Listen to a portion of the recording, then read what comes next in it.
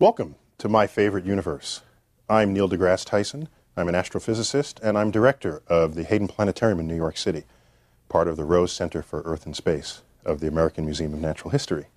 And I'm here to present to you not lectures that are part of some curriculum, but in fact, I've combed the universe for just my favorite subjects.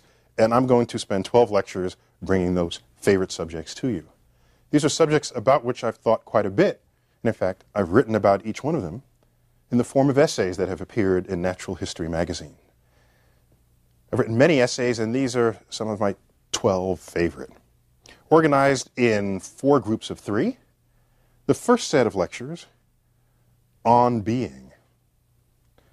What I mean by On Being is there are a series of 3 lectures there that present to you some of the machinery of what shapes and forms the cosmos. Machinery that we explore and investigate and discover here on Earth's surface, and find out that, in fact, the same properties of matter and forces and energy reveal themselves elsewhere in the cosmos, enabling science to be an enterprise at all. The fact that what happens on Earth happens elsewhere.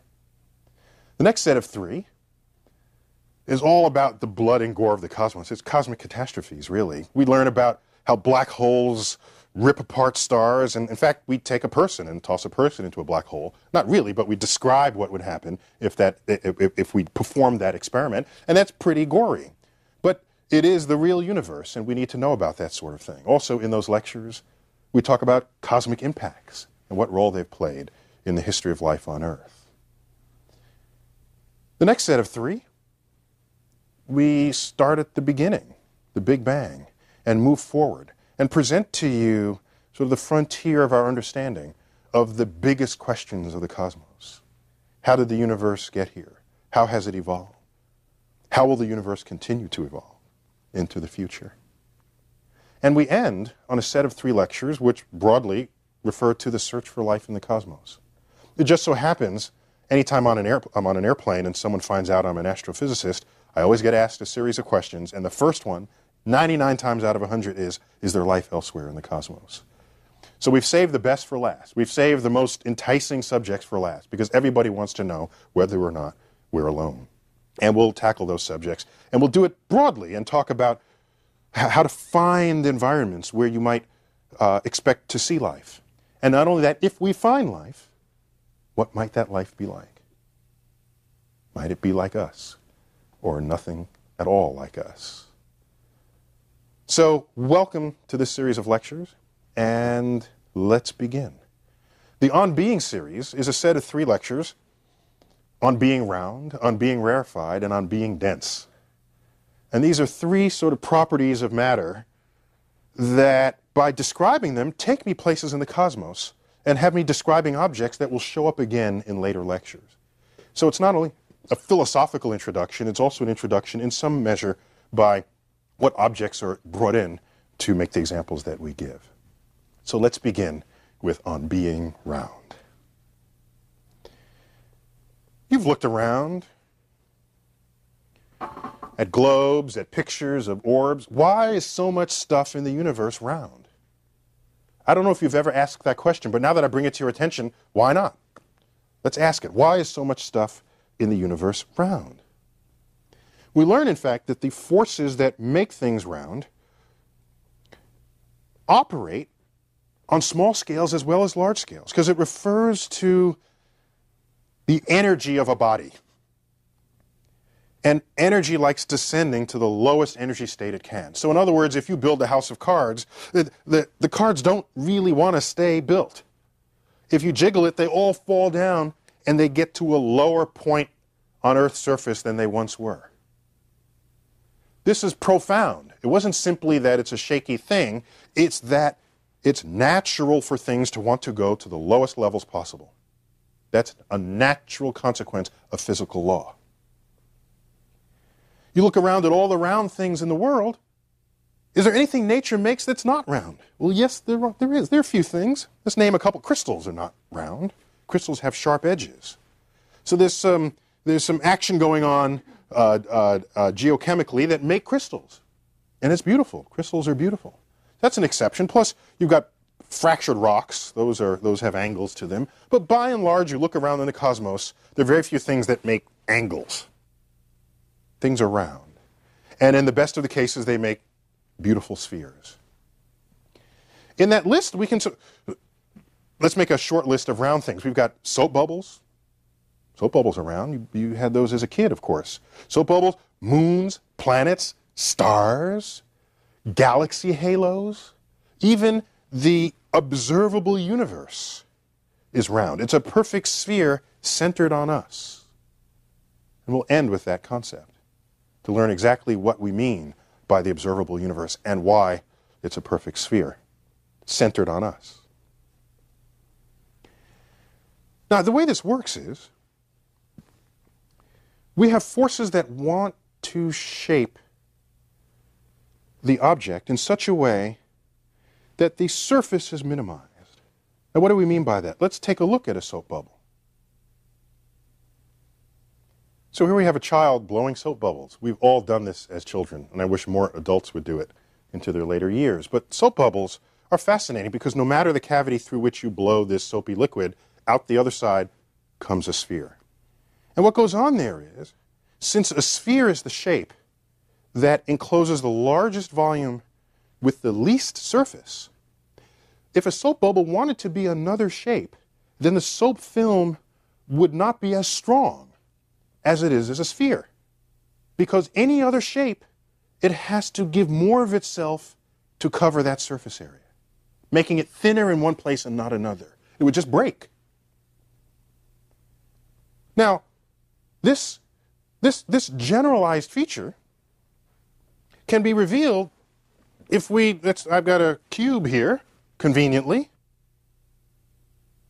We take a look at the fact that on a cube, there are parts of the cube that are more distant from the cube center than others. So every corner is farther from the center than the middle of the sides. So in a way, that makes the sides kind of weaker. That makes the corners that are farther away, if this were an orb that had gravity, this would be some kind of mountain, and the forces that take over, that enable gravity to have made the planet in the first place, will want to make that mountain smaller. A rock on the side of the mountain will roll down and fill up the low areas. And this process continues until you get something that much more closely resembles a sphere and not a cube. Soap bubbles aren't the only thing that make spheres. Raindrops make spheres. You know, there's that classical depiction of a raindrop that looks like a little teardrop. But in fact, if you were to watch rain, it comes out of the clouds and it falls down, it is a perfect sphere coming down. And what's holding it together? Well, there's this thing called surface tension, the surface of liquids. The boundary between the liquid and the air, that surface, kind of the molecules kind of grab onto each other. And the act of establishing the surface of the liquid gives it a kind of a tension that wraps the liquid, so that when it's left to fall on its own, it wraps itself into a perfect sphere. Once again, making the most efficient shape it possibly can.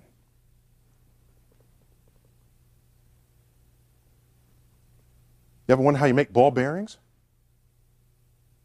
These little round things. Well, you can't lathe them. They're too small.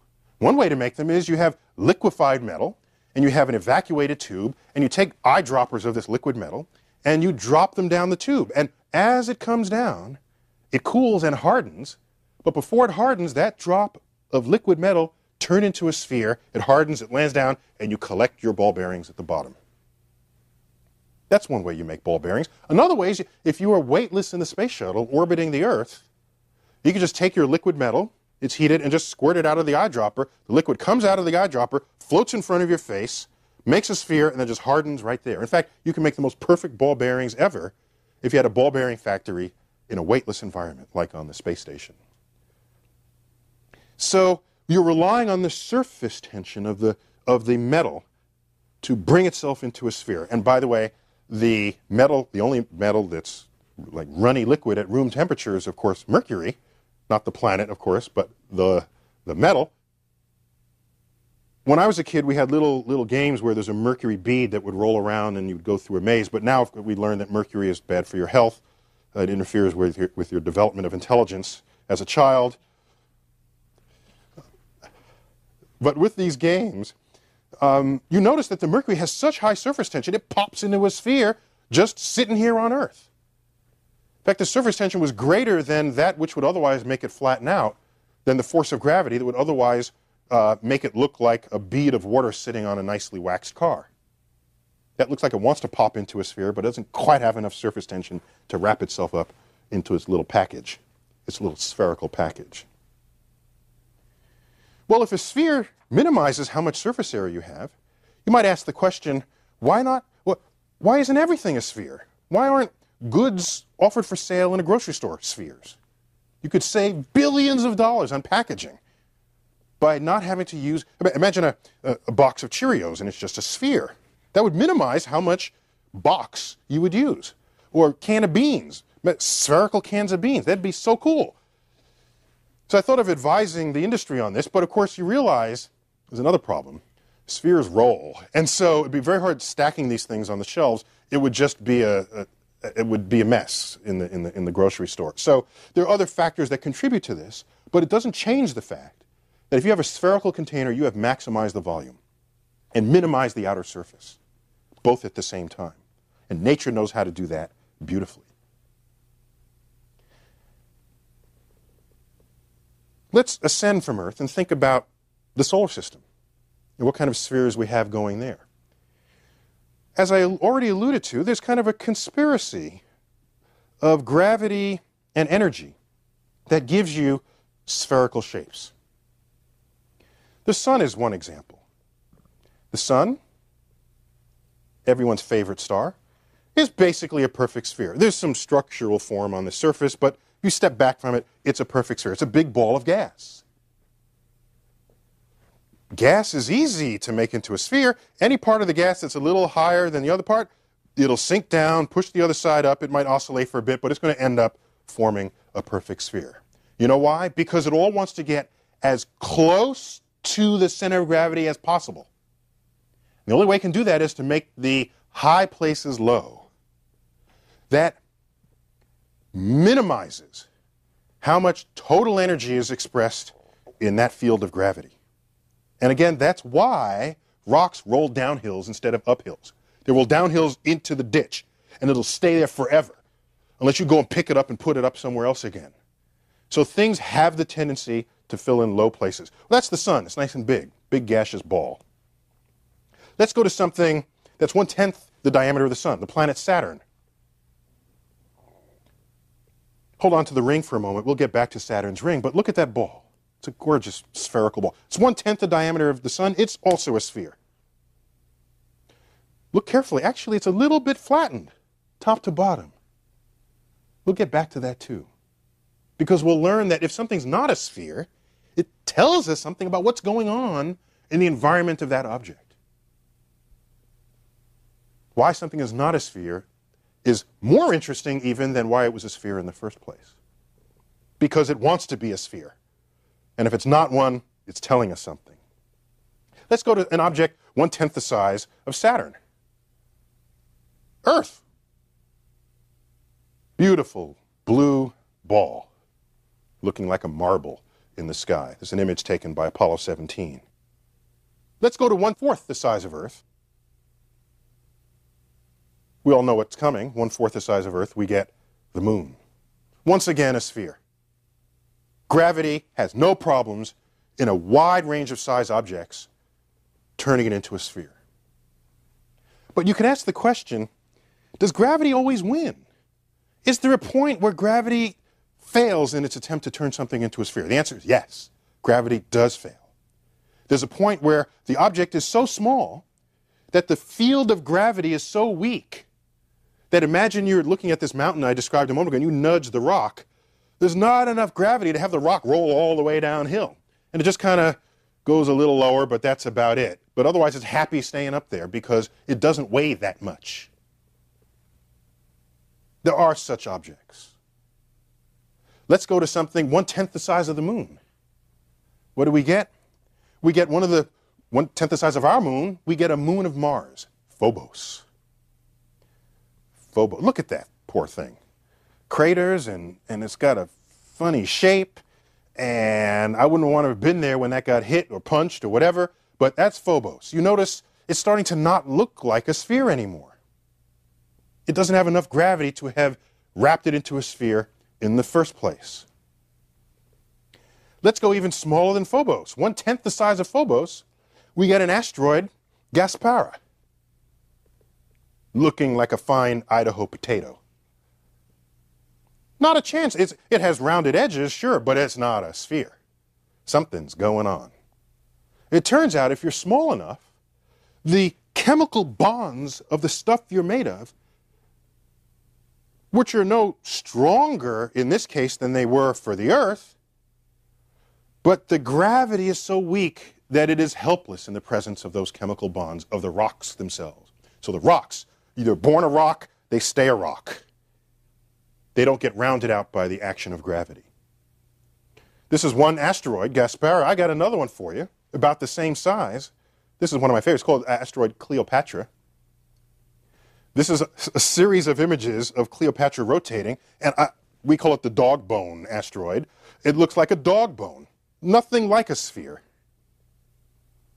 Forces of gravity are helpless in its attempt to turn that into a sphere. By the way, it's also helpless turning us into a sphere. I am not a sphere, last I looked.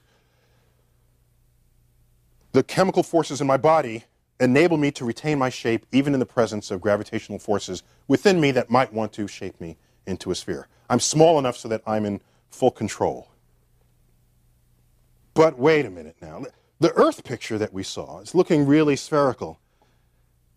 We know that Earth has mountains and valleys and craters and cliffs, and there's the bottom of the ocean, and it goes really deep and really high. It's got texture, it's got surface. It's the soul of geology going on in the surface of a planet. So what am I saying that Earth is a nice perfect sphere? Surely it's got this structure on it. Well, let's analyze that structure. Let's think about that. Okay? We've got these mountain ranges, and I come to my trusty globe here. You can't feel it, but I can, and I rub my fingers across it. And I'm coming across here Nepal, and there's some ridges there. You know, that's, of course, the Himalayan mountains. And I come over here to North America, and I feel the ridges, and up there goes the Rocky Mountains, the Alaska Range up here in Alaska, and I come down to the Andes Mountains. So the globe makers, in consort with the geologist, raise the surface of this globe in order to tell me where the mountains are. And say, sure, it would feel like that, you'll tell yourself. The answer is, no, it would not feel like that. You know why? Because let's go to the deepest part of Earth's crust. You know where that is? Right here, Marianas Trench, far away in the Pacific Ocean, 35,000 feet down. That's the deepest part of Earth's crust. How many miles is that? That's 5, 6 miles. 6 miles down, okay? What's the highest point on Earth's crust? Mount Everest. How high up is that? It's 29,000 feet. That's 5, 6 miles up. The total distance between the lowest part of Earth's surface and the highest part of Earth's surface is 12 miles. That's the length of Manhattan Island. You can drive that in 12 minutes, obeying the speed limit. Earth, as much credit as we like to give to the beautiful structures upon its surface, Earth, being 8,000 miles in diameter, it only has a 12-mile variation on its surface. It is as good a sphere as you could ever make in a laboratory. If Earth were shrunk down to the size of a cue ball, it'd be the smoothest cue ball ever made. You would not even know where the mountains are, where the valleys, the hills. In fact, if I were just some cosmic giant and Earth was out there in the sky and I took my finger and rubbed across it, I would not know. I would not be able to tell what was water, what was land, what was mountain, what was valley. Because the depth of the mountains and the valleys would be the same as the depth of my fingerprint lines. It would go unnoticed. So yes, gravity works. It works beautifully. We just happen to be really small and can't make the observation we need to make that these fluctuations are only 1/600th the diameter of the globe itself. In the rest of the universe, we find some interesting things. We look around for places where objects are not spheres and ask, why not? Because we know nature wants it to be a sphere. So let's use this as the assumption that it wants to be a sphere and that we can learn a lot about why it's not. Let's take, for example, tidal forces.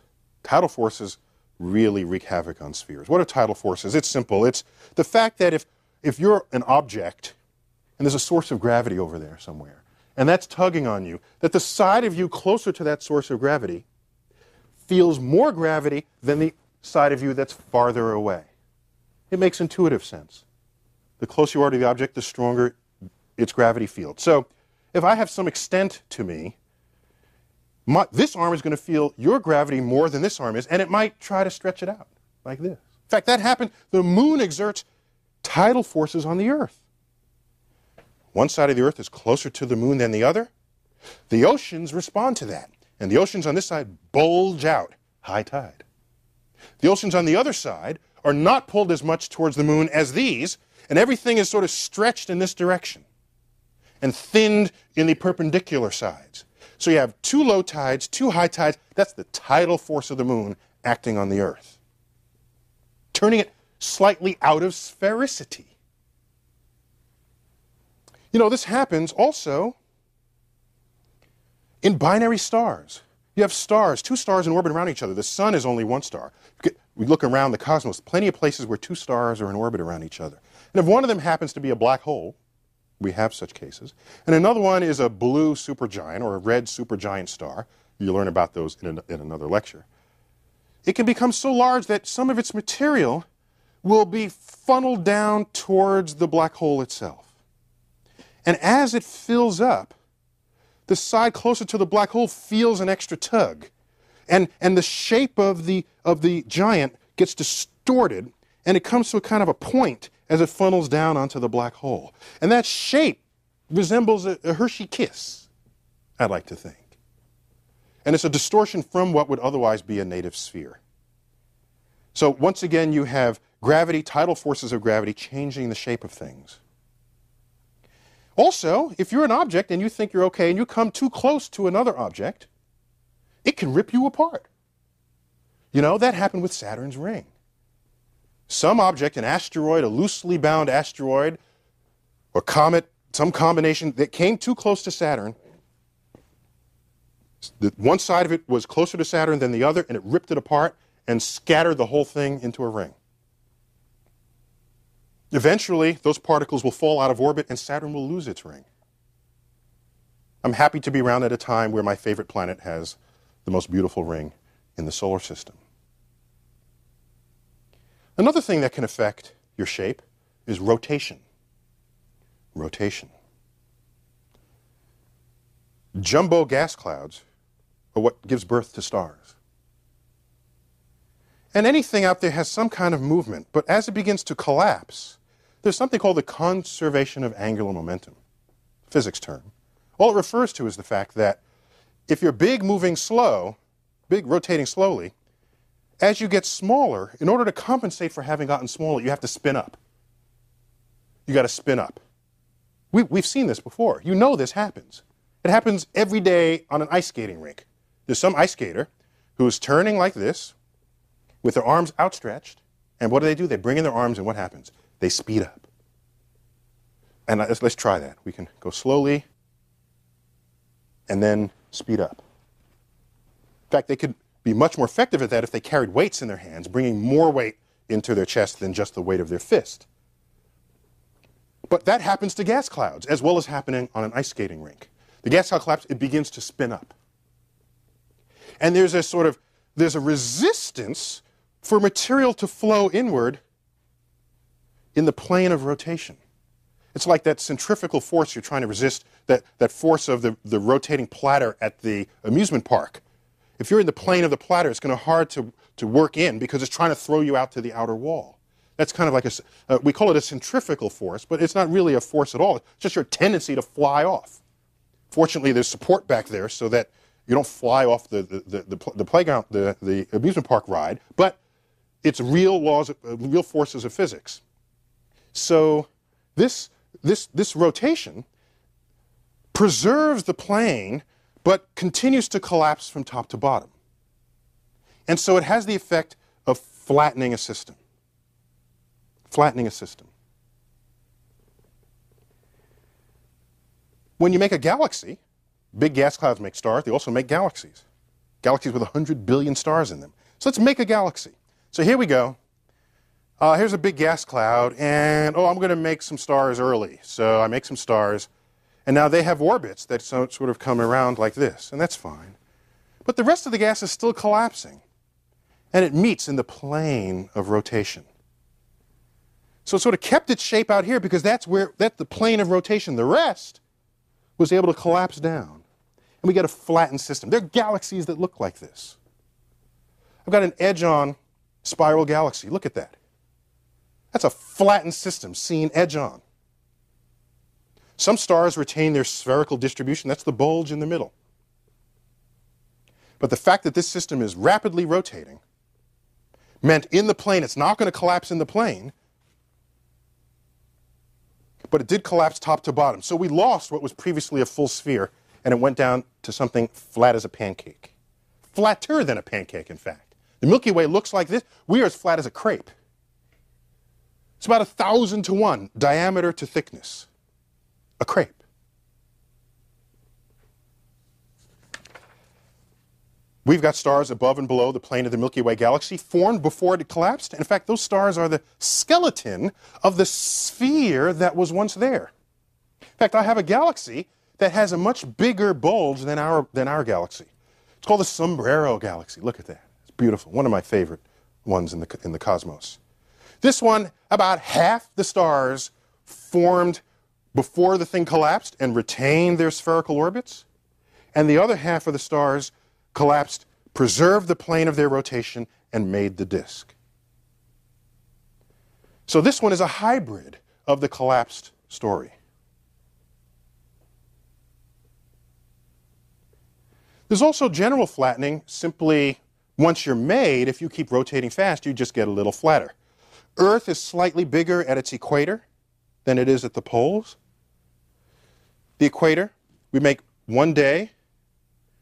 The circumference is 25,000 miles, and we make one rotation a day. So if you're on the equator, you're moving 25,000 miles in 24 hours. So how fast are you going? You're going about 1,000 miles an hour if you're just standing on the equator minding your own business. Well, that puts a stress on the ball, and so it'll bulge out a little bit. So Earth has a bulge, an equatorial bulge. You might read about that. Not only that, Saturn has an equatorial bulge. That picture of Saturn we saw, Saturn is actually 10% shorter pole to pole than it is across its diameter, across its equator. Saturn also rotates much faster than Earth and is much bigger. So in fact, if you're standing on the equator of Saturn, you're moving 22,000 miles an hour. So that's going on such a good clip that in fact Saturn has flattened for having rotated so fast. And it becomes oblate. We have two words. Oblate means you're flattened. Prolate means you're sort of elongated. And I just think of hamburgers as oblate and hot dogs as prolate, if you need some examples. Especially when I'm hungry, I think that way. But what happens if you rotate really, really, really, really fast? If you spun up Saturn even faster, you know what will happen eventually? Pieces of it will fly off. Imagine doing this experiment like with the Pillsbury Doughboy. That's it. You take him, you spin him, his arms fly off, end up on the walls. So you've got to be tough enough to sustain that rotation rate and to stay in one piece. There are objects in the universe that are so tightly packed and so dense that they can sustain a high rotation rate. They're balls of neutrons. We call them, sensibly, neutron stars. If they rotate and they pulse at us, they're also called pulsars. But they are neutron stars. And they're densely packed. It's the most dense state of matter known. Take the sun, compress it down into a ball about 10 miles across. That's the density of a neutron star. Let me tell you how dense it is. Scoop out a thimbleful of the material and put it on a scale, on one of these balance scales. Do you know what you have to put on the other side of that scale in order to make it balance? A herd of 50 million elephants. And that would balance one thimbleful of neutron star material. Or equivalently, take the 50 million elephants, cram them into a thimble, and that's the density of a neutron. Neutron stars. So, neutron stars are extraordinary things.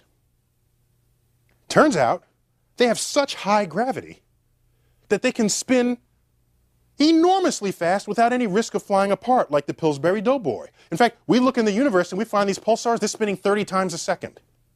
Then when we first discovered these, we said, we don't know any form of matter that can hold together and spin at that speed. And that's when someone was able to say, wait a minute, this is not ordinary matter, this is nucleonic matter. This is a dense ball of neutrons. And thus was the discovery of stars made completely of nuclear matter. Neutron stars, otherwise known as pulsars. And let me tell you how serious the gravity is on there. We have mountain ranges here where rocks roll down the mountain. Go to a neutron star. I put a sheet of paper on a neutron star. And you say, what's the thickness of that sheet of paper? The gravity is so strong that my effort to get on top of that sheet of paper, lifting myself to that thickness, will require as much energy as a rock climber on Earth ascending a 3,000-mile cliff. So that's some serious gravity going on the surface of a neutron star. And in fact, nothing has a chance of taking shape against the will of its gravitational force, and neutron stars are the most perfect spheres in the entire cosmos. Nary a mountain range to be found. My last point here is just the observable universe. It's simple. Light takes time to get from one point to another. And the universe has a birthday 13 billion years ago. So every direction we look, the farthest we can see is 13 billion light years. 13 billion light years, no matter which way, because at that point we see the beginning of the universe. So our visible edge is exactly 13 billion years in every direction. And we're at the center of that horizon, just the way a ship at sea looks around, and it's the same distance from every point on its own horizon. Wherever it is, kind of takes its horizon with it. Just as is true here in the entire cosmos. Let me just say that spheres are everywhere. They make a very useful tool. And I will end with one of my favorite jokes. How do you make a cow produce more milk? Ask that of someone who's an animal husbandry expert. They might say, oh, well, change the diet of the cow, feed it better food, whatever. Ask that other question, that same question of an engineer. They say, well, fix the machine, change the suction rate. They'll try to change the machinery of the process. But ask that question of an astrophysicist who lives in the world of spheres, where anything that's not in a sphere is better off thought of as a sphere, and see how you adjust to make the real case. We would say, imagine a spherical cow.